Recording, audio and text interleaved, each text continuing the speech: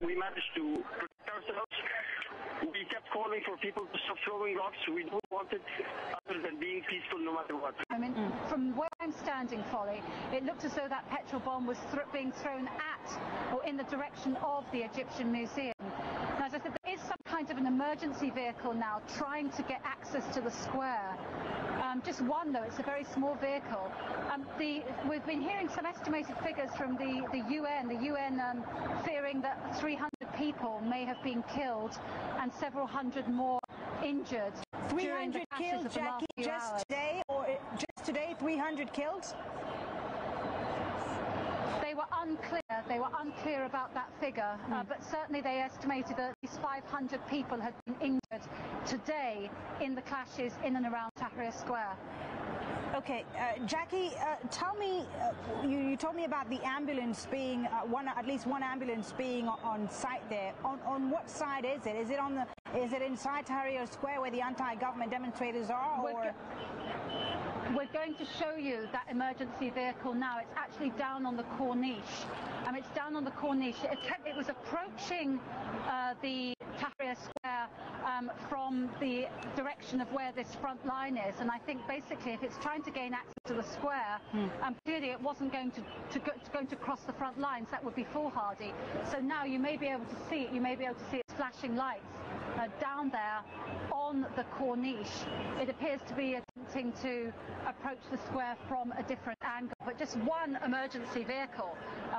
When you compare that to the scale of the violence and mayhem further away from the river, it seems to be a rather modest response to what's going on. Jackie, from your vantage point, can you see whether we saw smoke earlier? Are there any buildings around the square from where you can see? Are there any buildings on fire at all?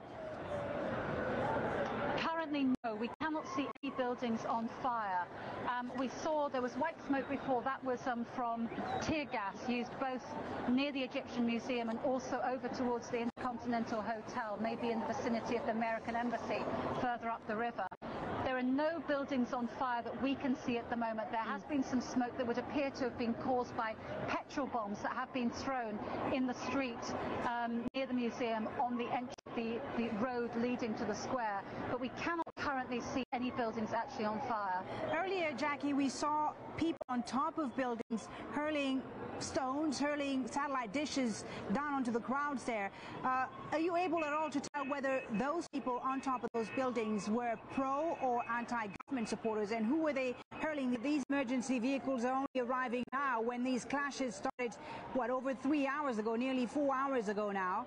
These emergency vehicles are only arriving now, and the army still hasn't intervened in any of these clashes. What do you make of that, and what do you think it's going to take for the army to get involved? Well, in the case of the emergency vehicles not intervening, again, that plays into the hands, or would appear to support, the argument of President Mubarak that only he can provide the security and stability that the country needs. As I was saying to you earlier, even at the height of the anti-government festival that we saw 24 hours ago, there were nevertheless people in the streets surrounding the square who were asking questions about the wisdom of this route along which the opposition had embarked. And one man asked, what will happen now, if your child is taken ill? What will happen now? How can you be sure that an ambulance will come if someone is taken ill? So there is this feeling that the lack of response of emergency services, the breakdown, if you like, of a whole infrastructure of a state is a direct result of the opposition demonstrations. So all of these things really appear to back up the argument that President Mubarak is trying to push, that he is a vital force for order and stability in the country. All right, Jackie, for the moment, thank you very much for that. Right now, for our viewers just joining us now, to hospital. Work for Human Rights Information sent a message on Twitter which read, "Save Egypt and its youth from the thugs of the Egyptian regime." Cameras down on the ground also saw the injuries being caused. One man said, "They want to kill us. They want to kill us." A giant banner was paraded through the streets. It read, "The people want to topple the president." Well, just after 1400 hours GMT, the first gunshots were reported. One of our correspondents on the ground said he heard shots near the Egyptian Museum. We also heard those shots. The government said that troops were ordered to fire into the air to try and disperse the crowds. Well, since then, green trucks have appeared to form a roadblock barricade. Protesters huddled behind them to shield themselves as hail, stones and missiles were hurled at them from the other direction. This is a live shot of Tahrir Square, where it's now nighttime.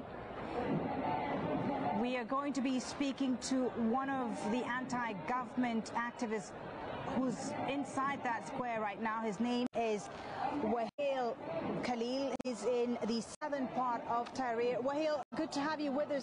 I know that this must have been a very difficult day for you where you are. Please tell me what is happening right now around you. Right now, I mean, I can look, no stone throwing, but there's like standoff on both sides.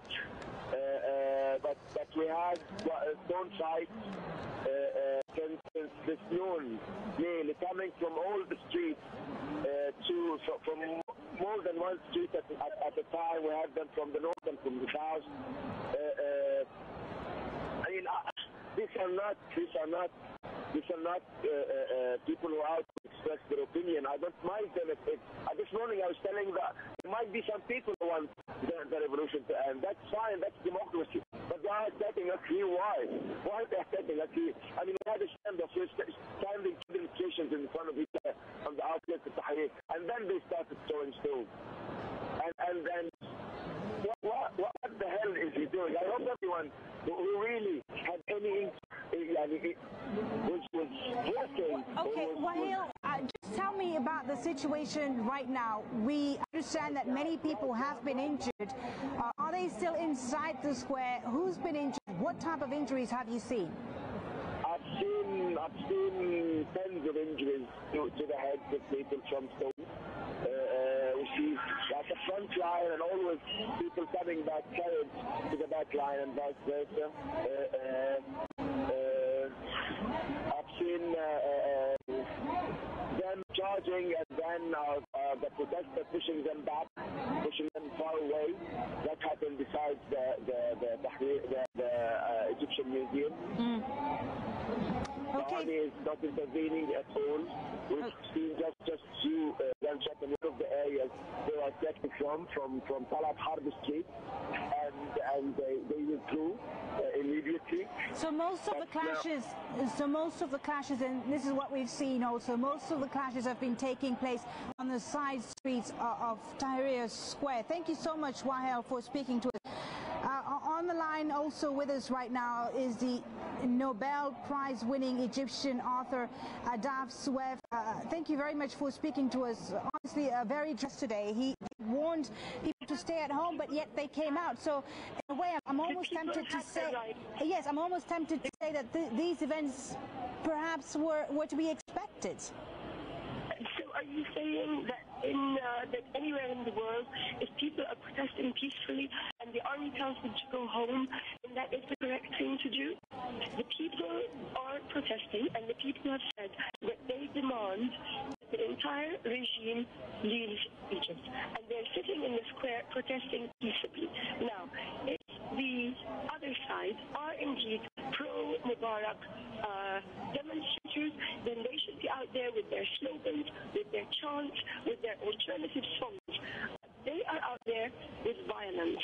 The army, if it has a role, its role is to protect the peaceful citizens of any country. Their role is now to step between the demonstrators who have proved over the last week that however many they are, however diverse they are, they have kept the peace. And the attacks have come. Let me just interrupt you for a second again, and I'm just going to, play the devil's advocate here. Isn't it time that this stops? I mean, there's a lot of that's been shed over the last week. The anti-government protesters call for Mubarak to stand down don't seem to be getting anywhere. He doesn't seem to be willing to heed that call. I mean, isn't it time? This is where the pressure should go. Thank you very much for speaking to us. Egyptian author Adaf Soueif on the line from Cairo there with us. The battle for Egypt, for democracy and rival groups fighting on the streets. Hundreds have been hurt. Of massive protests and now violent clashes in Egypt. I'm Fuli Batibo, live in Doha. So-called government supporters cut through the protests on horses and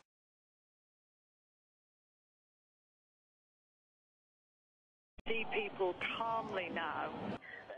Members and some people whom they give money to get into the square to attack non-violent demonstrators and get them out. What we are seeing is, by all measures, a crime against the rights, a constitutional right for every Egyptian to demonstrate peacefully. And secondly, what we are seeing as well is a complete silence on the side of the political establishment of the regime as to where this is going to take us. As we speak, Amir, we're looking at live pictures there of people picking up stones, it looks like, picking up a number of objects from the ground. It's unclear what they're going to be doing with that, or whether or not they're just cleaning up perhaps around the square there. We don't know whether or not they're pro or anti-government demonstrators. But just coming back to what you saw today, what do you make of the fact that the army did not intervene to stop these clashes? One wonders, what is it going to take for the army to get involved? As I said, to an extent, unfortunately, it's eating away from the credibility which every one of us did have throughout the last days in the army as a protector of our right, our constitutional right to demonstrate peacefully, and as an institution, the main institution in the state, which said and described the popular demand as legitimate demands. I mean, the fact that the army did not interfere eats away from that to an extent. But even more harming is that we were trying to come up today with a political response to Mubarak's speech, trying to offer a way out. A good intellectual, businessman and other people we had today and yesterday came up with a statement saying, well, fine, if President Mubarak does not feel like resigning, we offer him the safe way out that he transfers his presidential power to General Sulaiman to manage the transitional period and dissolve the parliament and all what you know. Now, with this happening, I'm not sure that anyone in Tahrir or at Tahrir Square is going to accept that safe way out. We are still struggling to find a safe transition to democracy, but this regime keeps undermining whatever we put out and other forces put out as well. So, you're an analyst, you know Egypt very well. What is going to happen now? What's likely to happen? On the one hand, you have the anti-government demonstrators saying that, they won't stop until they see Mubarak go. On the other hand, you have Mubarak who's staying put, and now his supporters are coming out and expressing support for him. What's likely to happen? What are the likely scenarios? How do you get out of this crisis? Yeah, we are running out of time to get out of it in a peaceful and safe manner. As I said, we were trying to offer a solution to convince everyone at Tahrir Square, let him be a sort of an honorary president, let him transfer the presidential power to General Sulaiman, and we trust the guarantees and safeguards with General Sulaiman and the military establishment will offer us. But now with what has been happening and still happening at the Tahrir Square now, I guess this is not an option for most of them. Probably a point of no return for a massive popular movement which cannot be met. Criminals to defend him. It is shame on him. He should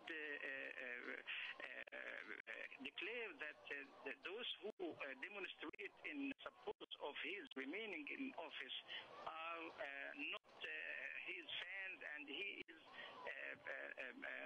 not allying with them. He should keep a distance between him and those criminals. But what I can guess is that the president, this is the last resource available for the president. He doesn't find any honest man in Egypt to defend his regime. Only the criminals can defend the regime of Hosni Mubarak. Now, please, let me give a statement or address Mr. President Barack Obama. I would like to say to Mr. Barack Obama, please take care. Your consequence of what happens by this criminal regime will create armies of suicide bombers, and they will not be blamed for bombing themselves against anyone in the area. You, Mr. President Barack Obama, inherited from George Bush. So what exactly do you want from Barack Obama? What's your message to the U.S. President? My message to the U.S. President is very clear. It's to respond actively and firmly to the desire of the Egyptian people. What do you call respond actively and firmly? What do you mean by actively and firmly? Certainly, yes. President Obama's language has been very tough lately on the Egyptian government. What more do you want to see from the U.S.? Yes, what I expect from President Obama and from the Western leaders is to announce very clearly a clear message to Mubarak: step down now. This is the only message that we can accept from the leaders of the free world. The demonstrators actually adopted the values of democracy, the values of freedom of speech, the value of peaceful demonstration. So what I accept from the leaders of democracies is to support them by giving a clear message to Mubarak. Step down now. Let me just ask you one more question, if I can, Mr. Ali Sabra. We heard your message there to the U.S. President.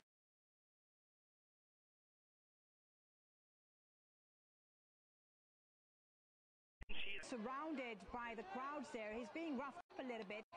Not clear whether these are pro or anti-government supporters, but this man clearly in some sort of trouble. He's being harassed there by the people around him. I know you can't tell me what we're seeing exactly right now, but it's certainly quite worrying what's happening to that man. Tell me about the crowds, again, who were outside the square when you were there. Those were mostly pro-Mubarak supporters, right? Yes, I mean, I was alongside the pro-Mubarak supporters. That's who I was filming, and we were right there, just, if you like, at the entrance of Tahrir Square, and the anti-government supporters had formed a link, a chain, a human chain, to protect the square and the protesters inside. And just as we were getting close to that, you could hear that things were really getting out of hand. I could see the military were peering out of their tents, but they weren't about to move. And then suddenly everyone started running, the rocks started flying, and within seconds we found ourselves in a stampede. And ever since then, really, it's just been total chaos. And, you know, one of the main things here is that nobody seems to know who is with who. I mean, everyone here is Egyptian. You can't tell a pro-government supporter from an anti-government supporter. It's just, it's total mayhem. That's why every so often we find one person being dragged, being beaten. And once again, it happened in front of me a few hours ago, in front of the army, just meters from the army. And they didn't move. They didn't come to the man's rescue. They sat in their tanks. They seem adamant that they will not get involved in this. Well, the pictures we're seeing here certainly paint a picture of what you're describing to us. This is a man, again, being surrounded by a number of people. He was being roughed up a bit by the crowds there. Now they seem to be helping him, and I think he's injured, from what I'm seeing anyway. He's injured. Let's listen into what they're singing.